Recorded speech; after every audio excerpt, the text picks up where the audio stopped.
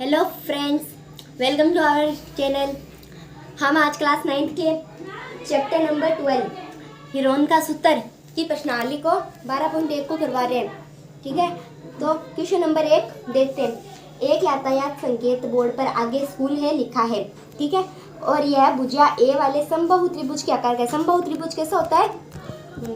ये है हमारा समबाहु त्रिभुज है। इसकी भुजाएं हमें दी हुई है ए तीनों भुजाएं यहाँ पे समान दी। हीरोन के सूत्र का प्रयोग करके बोर्ड का क्षेत्रफल ज्ञात करना है। हमें हीरोन का सूत्र लगाना है। हीरोन का सूत्र लगाना है हमें, और फिर क्षेत्रफल ज्ञात करना है। और बोर्ड का हमें परिमाप दिया हुआ है 180 डिग्री, तो इसका क्षेत्रफल क्या होगा? परिमाप हमें दिया गया है 180 सेंटीमीटर।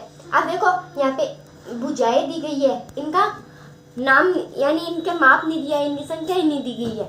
हमें यहाँ पे ज्ञात करना होगा। अब देखो 1 2 3 3 है, 3 भुजाएं। ठीक है, और परिमाप हमें दिया हुआ है। ठीक है, अब हम ठीक है a बराबर 180/3 समझ में आया?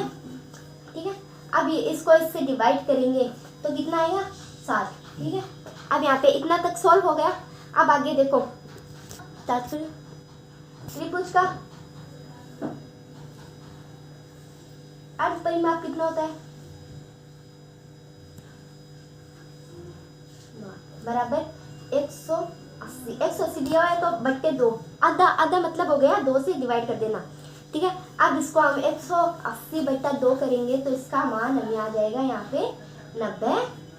ठीक है, अब यहाँ पे भुजाओं का मान तो कितना आ गया? 7, और इसका अर्ध परिमाप कितना आ गया? अर्ध परिमाप बराबर 90।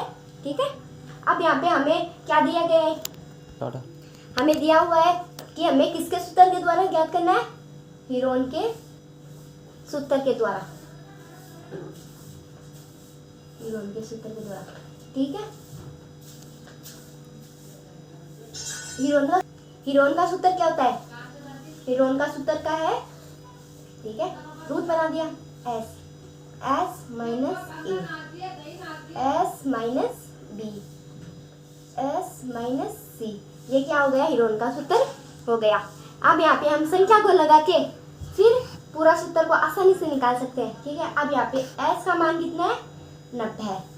इसका s किसको कहा है? अर्ध परिमाप को। ठीक है, 90। फिर 90 माइनस 7 भुजाओं का मान है यहाँ पे, है ना? a b c ऐसे। ठीक है, 90 माइनस b का मान कितना है? 7 है, और c का मान भी 7 है। अब यहाँ पे देखो, ये 90 को बाहर ले लिया, 90 माइनस 7 कितना आएगा? 30। 90 माइनस 60 30, और यहाँ पे भी 30 हो जाएगा। अब देखो ये संख्या है ना, ये तीनों समान है, लेकिन ये समान नहीं है।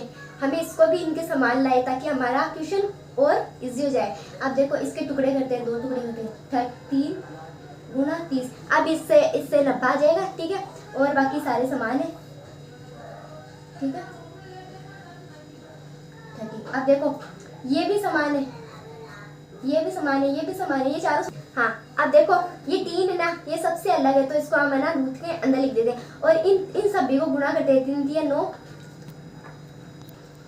अब इन दोनों के, अब देखो दोनों को कॉमन लेने पर 31 बाहर आ जाएगा इधर, और इनमें से एक कॉमन लेने पर 31 इधर आ जाएगा।